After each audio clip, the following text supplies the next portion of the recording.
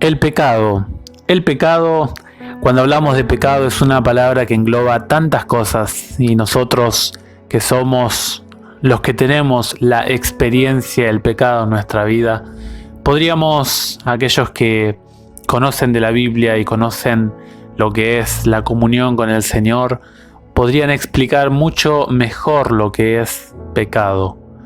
¿Por qué es tan importante la palabra pecado? ¿Acaso Dios nos cuenta en la Biblia qué es el pecado? ¿Y cómo solucionamos el tema del pecado? La Biblia nos aclara este punto.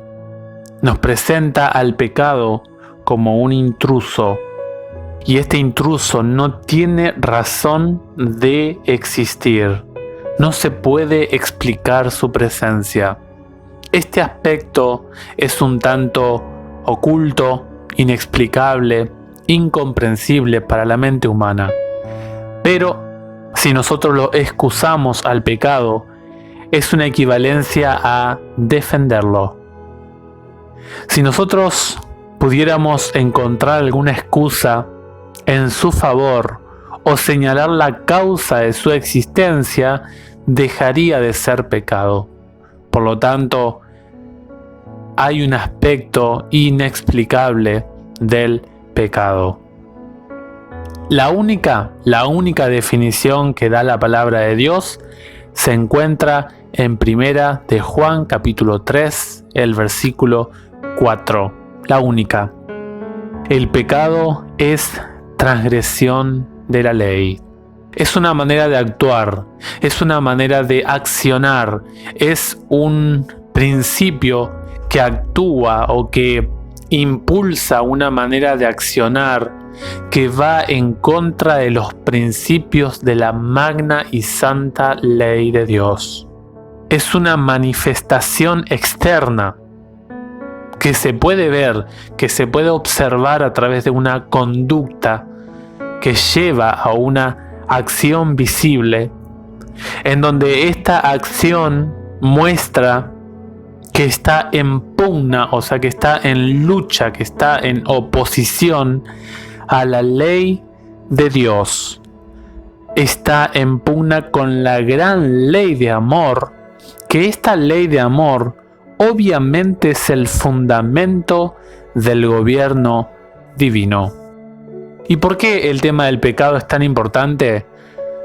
Porque nosotros, para detectar el pecado, necesitamos de la ley. Y cuando nosotros nos miramos en la ley, como dice Santiago, que la ley actúa, Santiago 1, como si fuera un espejo, significa que nosotros en la ley encontramos una declaración, una demostración, un análisis de cómo me encuentro yo. La ley me dice cómo está mi vida en relación con la moral, con la ética del cielo para mi vida como criatura de Dios. Y cuando yo miro esa ley y miro de que mi vida está manchada, ahora viene la función de la ley. La ley cumple la función de revelar al ser humano sus pecados. Pero la ley tiene límites. La ley no me puede ofrecer un remedio. La ley, por un lado, promete vida al que obedece. Declara, por otro lado, que la muerte es lo que le toca al transgresor. Y ahí viene la acción del Evangelio. Solo el Evangelio de Cristo puede librarle de la condenación o de la mancha del pecado a la criatura humana. Es la única manera. Debe arrepentirse ante Dios cuya ley transgredió y tener fe en Cristo y en su sacrificio expiatorio. Querido amigo, querida amiga, yo no sé si vives de acuerdo a la ley de Dios, si la conoces, o si la conoces y no la cumples, pero quiero decirte que El asunto de la vida moral con Dios no tiene nada que ver con una iglesia, no tiene nada que ver con una religión, no tiene nada que ver con la mirada o con la calificación externa de un pastor, de un sacerdote, de un anciano o cualquier tipo de líder que esté sobre ti. El asunto con la ley de Dios es que cada ser humano tiene un asunto de justicia, de pecaminosidad, de impiedad a los ojos de Dios.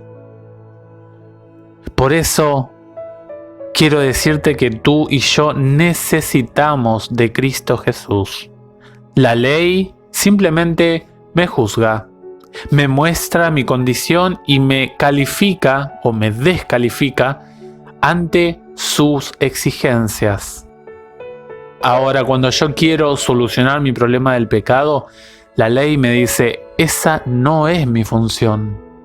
Mi función solamente es mostrarte, según Romanos 7:7, 7:12, por el pecado conocí, dijo el apóstol Pablo.